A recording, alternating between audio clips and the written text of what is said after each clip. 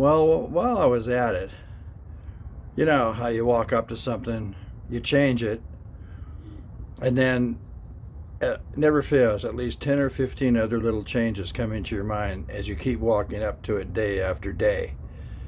So this thing always needed another shelf. And I needed a place to put a bottle or some bottles. So I just put another shelf on it. It was sorely needed. Makes it much more functional. And when I'm working on something up on top of the table, I can put tools, clamps, whatever. I can put them on that shelf, and I don't have to bend all the way to the bottom to get them.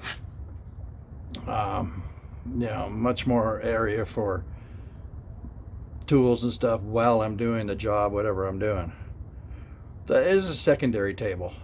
I got this main table over here to the right, but can never not use more tables for whatever reason. But you just keep walking up to it. Well, oh man, I had the stuff. It wasn't as if I had to go buy it. I have the stuff in stock as far as metal was concerned. So I said, gonna do it. So I did it. So it was working out, and it will work out in the future, and that's the main point.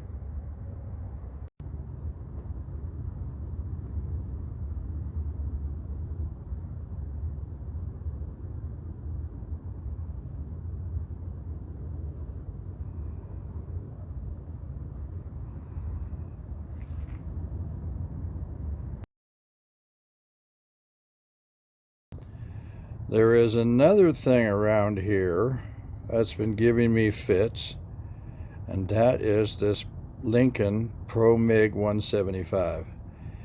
I don't know how long I've had it. I've had it years and years. But it must have, over the last year, screwed up about 200 of my welds. And then it will work fine. And then it won't work fine. So I finally got it on that won't work fine part, and it just won't work. It doesn't work. It doesn't deliver a nice weld. I replaced it with a weld prime, or prime weld. And the first thing is this is 40 pounds heavier than the prime weld. And that didn't make me feel too good. They make a Pro MIG 180, Lincoln does. Looks like a pretty spiffy unit. $1,000. And the prime weld one that I got, it's got digital dials. So you can dial it right in to what you're going to do. So I still might get the Pro MIG 180. I just like Lincoln stuff. Prime welds, it's a Chinese deal. I don't know why it weighs 40 pounds less than this Lincoln welder, but oh well. I'm going to send this in to get repaired if I can find a place to do it. Cleveland, Ohio, huh? I would have to send it to Cleveland, Ohio. Maybe I'll contact their website there, LincolnElectric.com, see what they say. But if it's got a voltage regulator in it, that's what it's acting like. It'll weld beautiful for about half an inch, and then it will stop welding. It arcs, and it stops that fried egg sound, and the wire just turns red. It overheats. So I don't know if there's such a thing as a voltage regulator in there. I'm not taking it apart. I don't do stuff where you have capacitive charges of electricity. I let the pros handle that. Had a guy come over, do some electrical work, and he didn't turn the power off to the house to do any of it. I was going, oh my God, is this guy gonna fry right before my eyes? But that's the way he does it. Can you imagine doing electrical work on a building and not turning the power off. I mean, isn't that electronics or electrical work 101? Oh my God, that's something I would never do. I'm not opening up this thing. I don't care. Let the professionals do it. Meanwhile, I'm going to, as I was saying, meanwhile, I'm going to set up the prime weld. The prime weld, the reason why I bought it, it comes with an aluminum spool gun for aluminum wire. I thought that was kind of a cool feature. It came with it. I haven't tried it, but it's definitely in the box. And hoping that this welder works out, this prime weld welder. But if it doesn't, then I'm going to get the Lincoln. That Lincoln Pro MIG 180 looks pretty cool. The digital buttons are cool because you can you can get your thickness of metal. They send a sheet. It's also in the book, but they send a separate sheet, and it'll say whatever your thickness of metal you're working on, and then it'll say voltage 20.3, and so you've got the digital. Just turn it to 20.3, and that is kind of cool because it stops you from guessing. And like that welder, that Lincoln welder, I always guessed because it's just A, B, C, D, E. So you were always guessing. Now, that might have contributed to screwing it up over the years. I don't know, but we'll figure it out. We're gonna plug this prime in, this prime welder, and see how she does.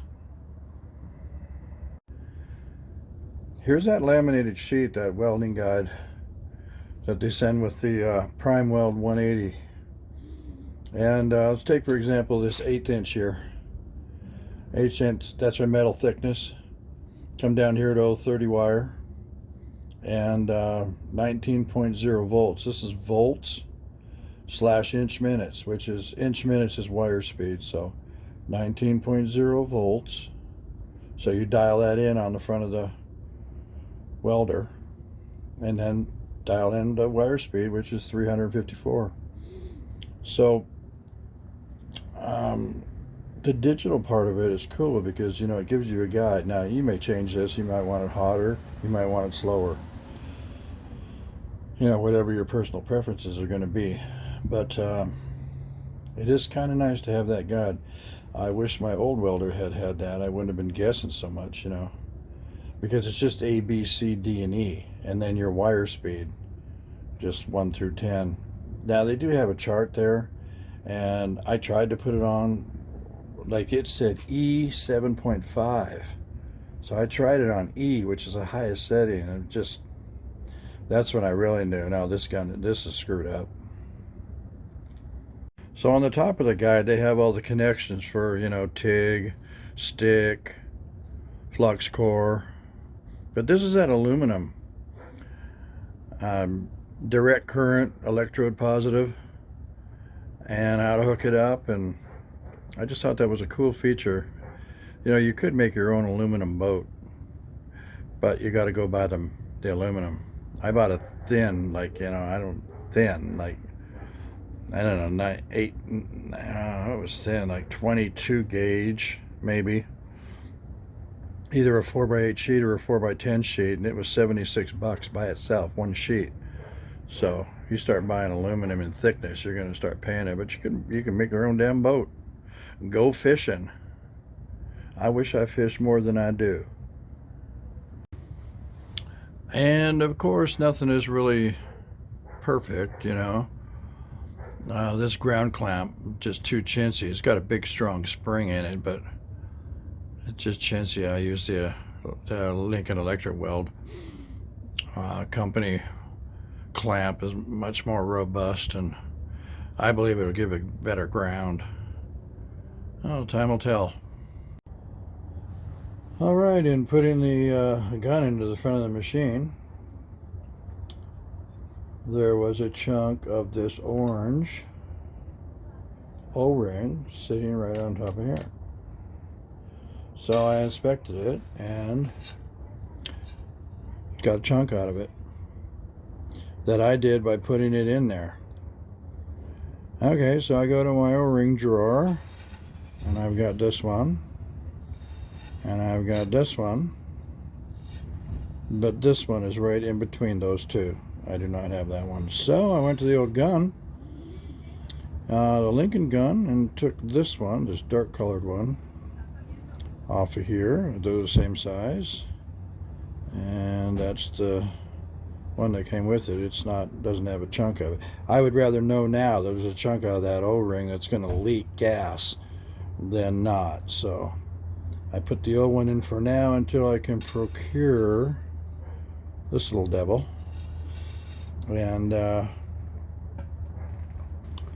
we'll just use it like that. It should be good enough to fire it up anyway.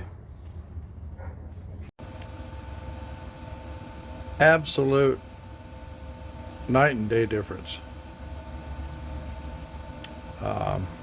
There's something wrong with your welder and it's not performing properly, get a new one. There's a bunch to pick from, and I don't know if you can see that, but it's 19 volts and 354 inches a minute, and that thing is as smooth as glass. Yeah, there's been definitely something wrong with my other welder for over a year. Oh man. Well, that's how you find out. This welder ain't so bad. I'm liking it so far.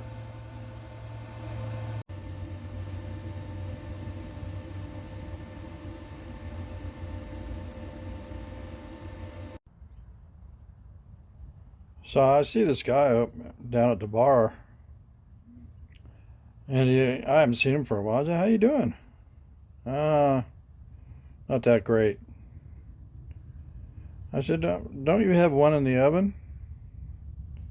He goes, "Yeah, anytime now. But there's a problem." I said, "Oh no, what kind of problem?" He goes, "Well, do you think I should have a paternity test done?" I said, "Why would I think that?" "I don't know." He says, he just didn't know. He says, "Do you think I should have one done?" I go, "Well, aren't you sure?" "What does she say?" "Oh, she says it's mine." Okay, well, you know, they're in their late 20s, I guess. White couple. I know they've had problems, everybody does, don't they? But yeah. So he says, should I have one done? I don't really know.